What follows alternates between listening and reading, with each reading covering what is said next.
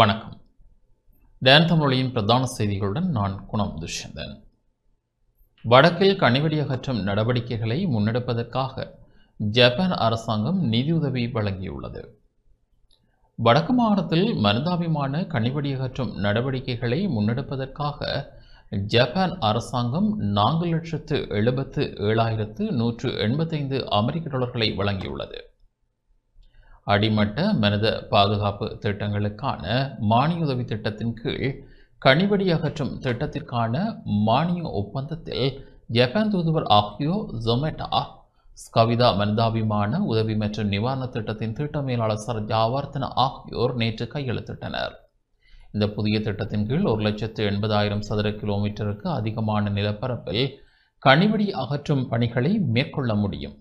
இதன் மூலம் சுமார் 600 பேர் தங்கள் நிலங்களுக்கு திரும்பவும் சுற்றியுள்ள பகுதிகளில் சுமார் 1,500 பேர் தங்கள் பொருளாதார நடவடிக்கைகளை விரிவுபடுத்த முடியும். 2002 முதல் இலங்கையில் கனிவெடி அகற்றும் நடவடிக்கைகளில் ஜப்பான் அரசாங்கம் ஒரு முக்கிய நன்கொடையாளராக இருந்து வருகிறது.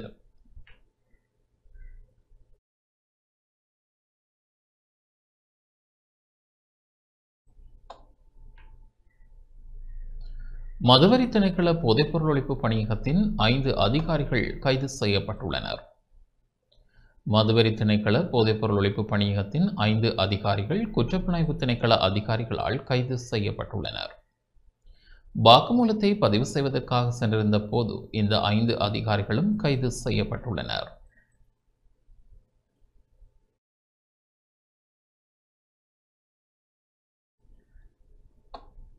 யாழ்ப்பாண மாவட்ட செயலகத்துக்கு புதிய சமுத்தி பணிப்பாளர் நியமிக்கப்பட்டுள்ளார். யாழ்ப்பாண மாவட்ட செயலகத்திற்கு புதிய சமுத்தி பணிப்பாளராக நியமிக்கப்பட்ட திரு பொன்னம்பலம் சிறிவர்ணன் அரசாங்க அதிபர் திரு மருதலிங்கம் பிரதீபனிடம் தமக்கான நியமன கடிதத்தை பெற்றுக்கொண்டார். இவர் முன்னர் வடக்கு மாநசபையின் சிறுவர் நன்னடத்தை மற்றும் சிறுவர் பாதுகாப்பு திணைக்களத்தின் பிரதி ஆணையாளராகவும் வடக்கு மாகாண பிராந்திய உள்ளூராட்சி உதவி ஆணையாளராகவும் கடமையாற்றியிருந்தார். இந்நிலையில் நேற்றைய தினம் யாழ்ப்பாண மாவட்ட செயலகத்தில் மாவட்ட சமுத்தி பணிப்பாளராக தனது கடமைகளை பொறுப்பேற்றுக் கொண்டமை குறிப்பிடத்தக்கது.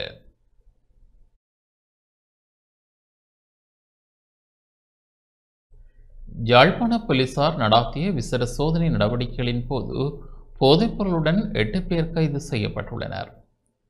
யாழ்ப்பாண போலீசார் நடாத்திய விசேட சோதனை நடவடிக்கைகளின் போது கடந்த 3 நாட்களில் போதைப்பொருளை உடைமையில் வைத்திருந்த 8 பேர் கைது செய்யப்பட்டுள்ளனர்.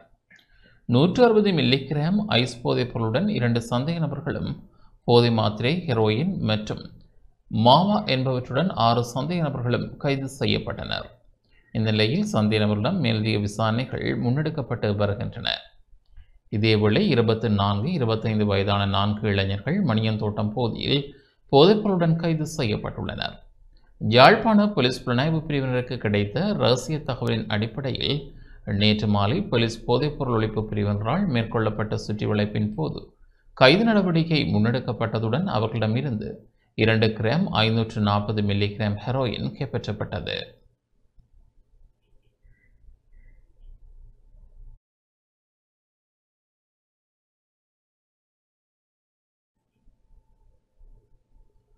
வவுனியாவில் நேற்று 4 வாகனங்கள் ஒன்றுடன் ஒன்று மோதி விபத்துக்குள்ளாகியுள்ளன.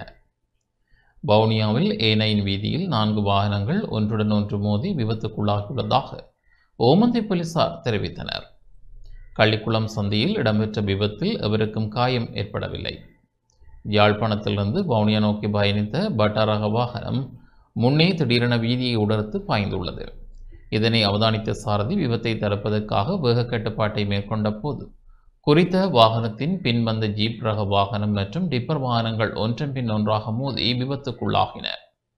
இந்த நிலையில் விபத்து தொடர்பான மேலதிக விசாரணைகளை வவுனியா ஓமந்தை போலீசார் மேற்கொண்டு வருகின்றனர்.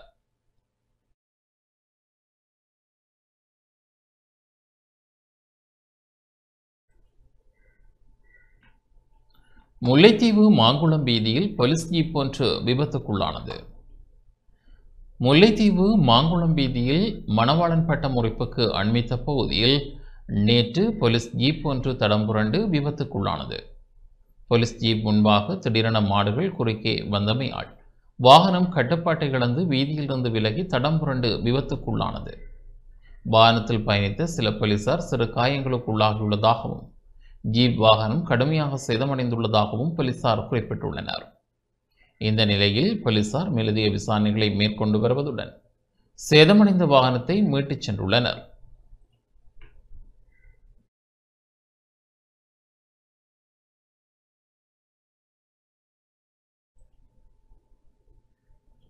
முஸ்லிம்கள் வடக்கிலிருந்து வெளியேற்றப்பட்டதன் 35வது ஆண்டு நினைவுகூரல் நேற்று யாழ்ப்பாணத்தில் இடம்பெற்றது.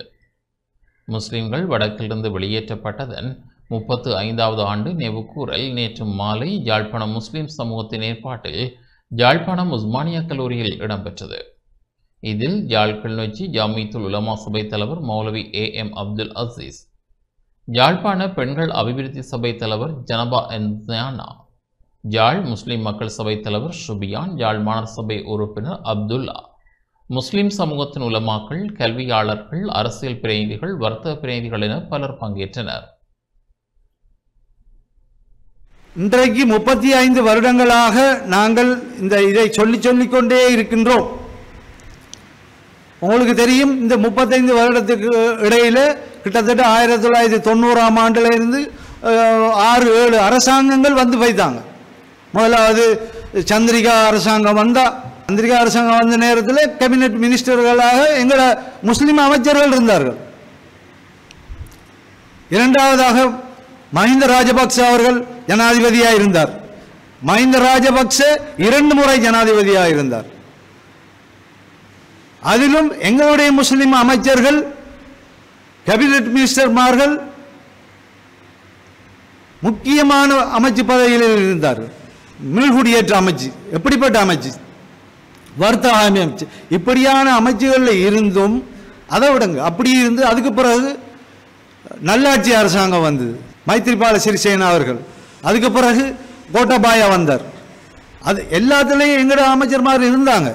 இவ்வளவு அமைச்சர்மார் இருந்தும் மீள்குடியேற்ற அமைச்சுகளில் இருந்தும் கடந்த அரசாங்கங்கள் இந்த வெளியேற்றப்பட்ட முஸ்லீம்களுக்கு எதுவித நடவடிக்கை எடுக்கவில்லை என்பதைத்தான் கூறுகின்றேன்.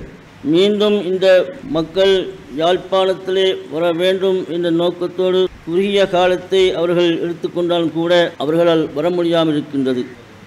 இலங்கையினுடைய குறிப்பாக தமிழ் பிரதேசங்களுடைய வரலாற்று ரீதியான ஆதாரங்களின் அடிப்படையிலே தமிழ் மக்களோடு சேர்ந்து தமிழர்களுக்கு எதிராக வந்த பல்வேறுபட்ட போர்த்துகேசர்கள், ஒல்லாந்தர்கள், ஆங்கிலேயர்களுடைய ஆட்சி காலகட்டங்களிலே வந்த பல்வேறு பிரச்சனைகளின் போது தமிழர்களோடு நின்று உரிமைக்காக போராடிய முஸ்லிம் மக்களை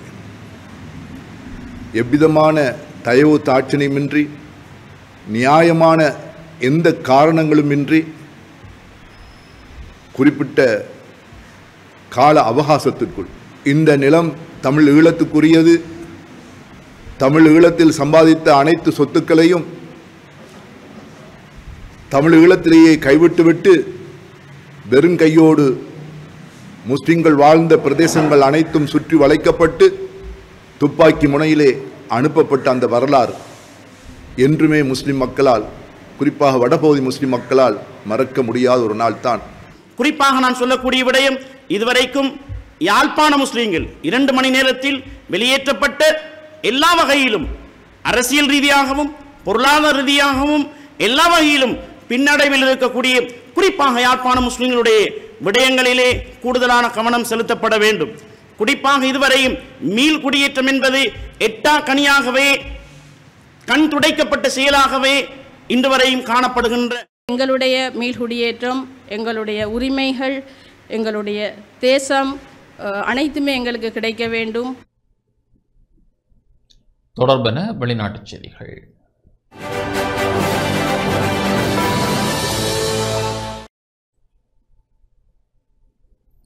சூடானில் அந்நாட்டு துணை இராணுவப் படை 460 பேரை கொலை செய்துள்ளது. சூடானில் உள்ள மகப்பேறு வைத்தியசாலையில் அந்நாட்டு துணை இராணுவப் படை 460 பேரை கொலை செய்துள்ளதாக உலக சுகாதார நிறுவனத்தின் பணிப்பாளர் நாயகம் ரெட்ரோஸ் அதோனம் ஹெப்ரேயசஸ் தெரிவித்துள்ளார்.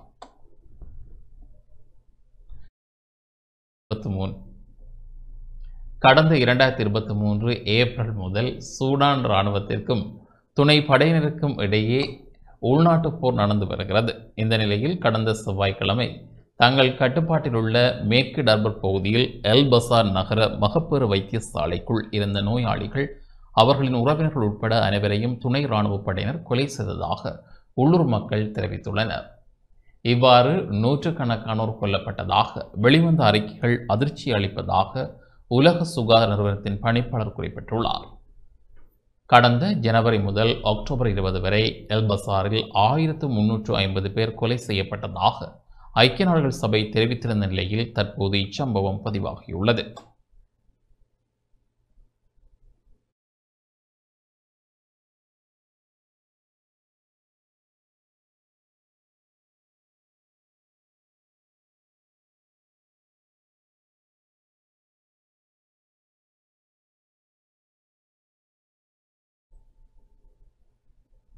அணு ஆயுத சோதனையை உடனடியாக ஆரம்பிக்குமாறு அமெரிக்க ஜனாதிபதி டொனால்ட் ட்ரம்ப் உத்தரவிட்டுள்ளார்.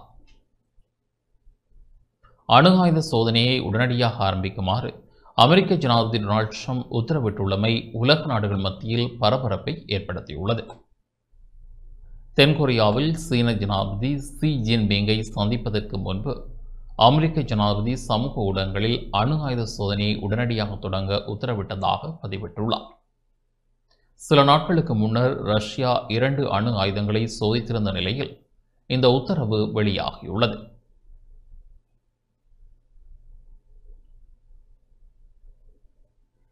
இதேவேளை அணு ஆயுதங்களை பயன்படுத்தி வரம்பில்லாத தூரம் செல்லும் நீர்மூழ்கி ட்ரோனை ரஷ்யா வெற்றிகரமாக சோதனை செய்துள்ளதாக ரஷ்ய ஜனாதிபதி விளாடிமிர் புடின் தெரிவித்துள்ளார்.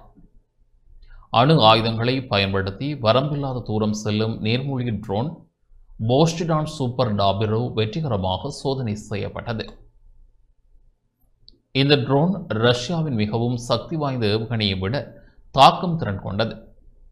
பெரிய நீர்மூழ்கி கப்பலில் இருந்து ஏவப்பட்ட போஸ்டிடான் நீர்மூழ்கி ட்ரோனில் சாதாரண அணு உலையை போல் 100 மடங்கு சிறிய அணுசக்தி என்ஜின் பொருத்தப்பட்டுள்ளது. இதனை ரஷ்ய ஜனாதிபதி விளாடிமிர் புடின் குறிப்பிட்டுள்ளார்.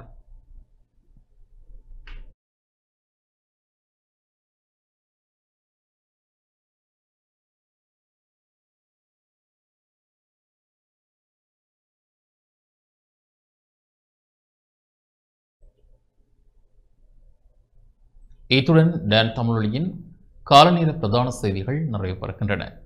தொடர்ந்தும் எமது நிகழ்ச்சிகளுடன் இணைந்திருங்கள். வணக்கம்.